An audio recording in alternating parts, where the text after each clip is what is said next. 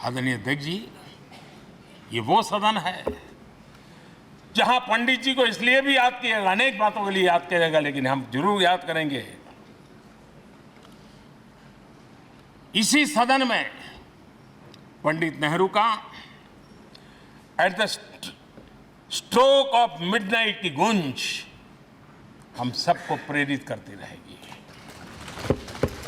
और इसी सदन में अटल जी ने कहा था, वो शब्द आज भी गूंज रहे हैं इस सदन में, सरकारें आएगी जाएगी, पार्टियां बनेगी बिगड़ेगी, लेकिन ये देश रहना चाहिए।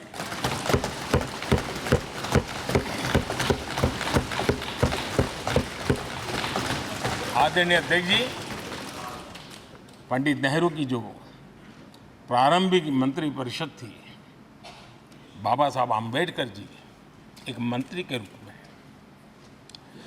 दुनिया की बेस्ट प्रैक्टिसेस भारत में लाने पर बहुत जोर दिया करते थे।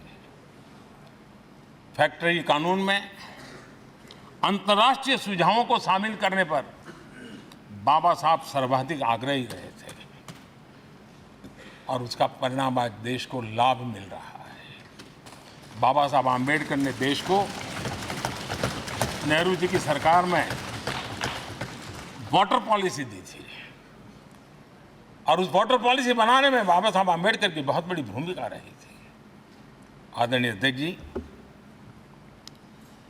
हम ये जानते हैं कि भारत में बाबा साहब आम्बेडकर एक बात हमेशा कहते थे कि भारत में सामाजिक न्याय के लिए भारत का औद्योगिकरण होना बहुत जरूरी है, क्योंकि देश के दलित पिछड़ों के पास जमीन ही नहीं है, वो क्या करेगा? औद्योगिकरण होना चाहिए। और बाबा साहब इस बात को मान करके डॉक्टर श्यामा प्रसाद मुखर्जी, जो पंडित नेहरू के मंत्री थे, उन्होंने इस देश में और पहले वाणिज्य मंत्री के रूप में और उद्योग मंत्री के रूप में उन्होंने इंडस्ट्री पॉलिसी इस देश में लाई थी। आज भी कितनी ही इंडस्ट्री पॉलिसी बने, लेकिन उसकी आत्मा वही होती है जो पहली सरकार के थी, और उनका भी बहुत बड़ा अहम योगदान रहा था। आदरणीय अध्यक्ष जी, लाल बहादुर शास्त्री जी ने 65 के युद्ध में हमारे देश के जवानों में का हौसला बुलंद करना, उनके सामर्थ्य के लिए को पूरी तरह राष्ट्र हित में झोंक देने की प्रेरणा इसी सदन में से दी थी लाल बहादुर शास्त्री का। और यहीं पर उन्होंने ग्रीन रिवॉल्यूशन के लिए एक मजबूत नींव लाल बहादुर शास्त्री जी ने रखी थी। आदरणीय अध्यक्ष जी, बांग्लादेश की मुक्ति का आंदोलन और उसका समर्थन भी इसी सदन ने इंदिरा गांधी के नेतृत्व में किया था।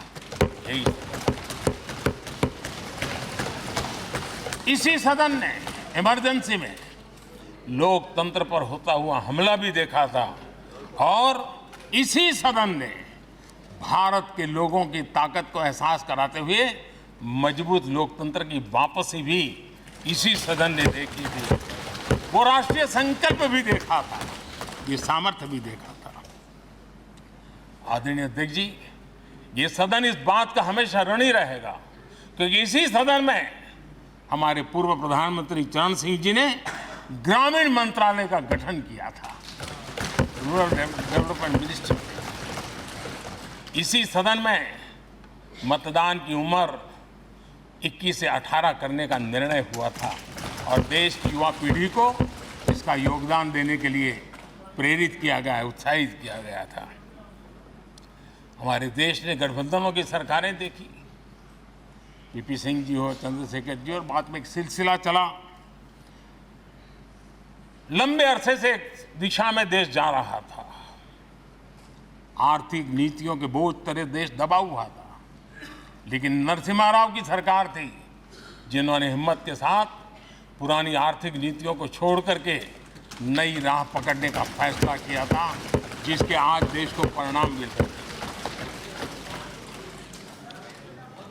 अटल बिहारी वाजपेयी जी का सरकार भी हमने इसी सदन ने देखी। सर्व शिक्षा अभियान देश में आज वो महत्वपूर्ण बन गया है।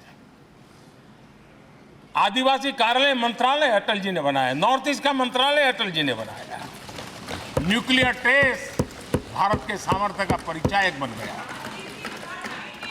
और इसी सदन में मनमोहन जी की सरकार कैश फॉर वोट को भी, उस कांड को भी सदन ने देखा है। आदरणीय अध्यक्ष जी, सबका साथ सबका विकास का मंत्र, अनेक ऐतिहासिक निर्णय, दशकों से लंबित विषय, उनका स्थायी समाधान भी इसी सदन में हुआ। आर्टिकल 370, ये सदन हमेशा हमेशा गर्व के साथ कहेगा, इस सदन के कारण one nation one tax, GST का निर्णय भी इसी सदन ने किया। One rank one pension, OROP, ये भी इसी सदन ने देखा। गरीबों के लिए 10% आरक्षण कोई विवाद के बिना पहली बार देश में करने में सफल रहे। आदरणीय अध्यक्ष जी, भारत के लोकतंत्र में तमाम उतार चढ़ाव हमने देखे हैं, और ये सदन लोकतंत्र की ताकत है, लोकतंत्र की ताकत की साक्षी है, जन विश्वास का एक केंद्र बिंदु रहा है। इस सदन की विशेषता देखिए, और दुनिया के लोगों को आज भी आश्चर्य होता है। यह सदन है जिसमें कभी 4 सांसद वाली पार्टी सत्ता में होती थी और 100 सदस्य वाली पार्टी विपक्ष में बैठती थी। ये भी सामर्थ्य इस सदन के लोकतंत्र की ताकत का परिचय कराता है। और यही सदन है जिसमें एक वोट से अटल जी की सरकार गई थी और लोकतंत्र की गरिमा को बढ़ाया था। ये भी इसी सदन में हुआ। आज अनेक छोटी छोटी रीजनल पार्टियों का प्रतिनिधित्व हमारे देश की विविधता को, हमारे देश के एस्पिरेशंस का एक प्रकार से वो आकर्षक केंद्र बिंदु बना है।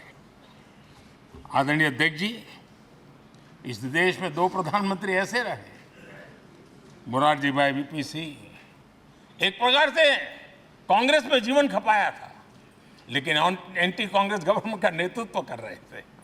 ये भी इसकी विशेषता थी।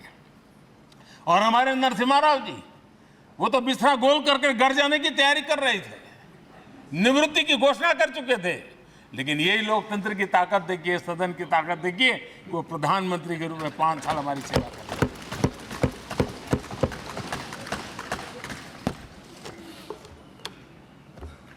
आदरणीय अध्यक्ष जी,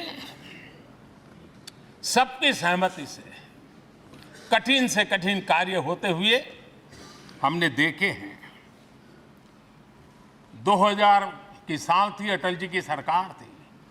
इसी सदन ने 3 राज्यों का गठन सर्व स्वीकृति से किया और बड़े उमंग उत्साह से किया।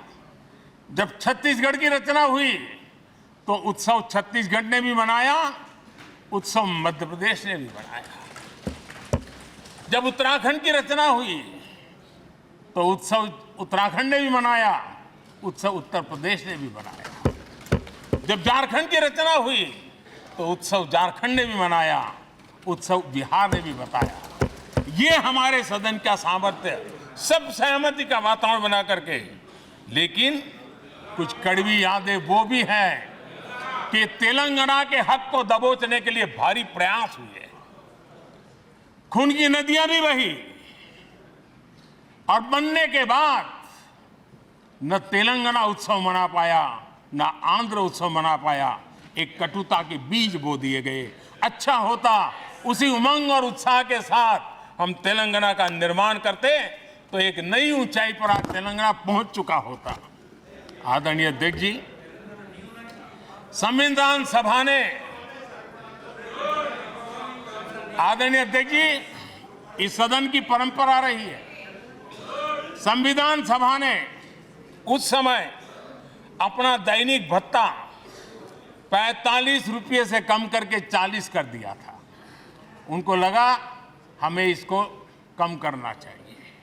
आदरणीय अध्यक्ष जी, यही सदन है कैंटीन में मिलने वाली सब्सिडी, जो बहुत कम पैसे में खाना मिलता था, इसी सदस्यों ने उस सब्सिडी को भी खत्म कर दिया और पूरा पैसा देकर के अब कैंटीन में खाते हैं।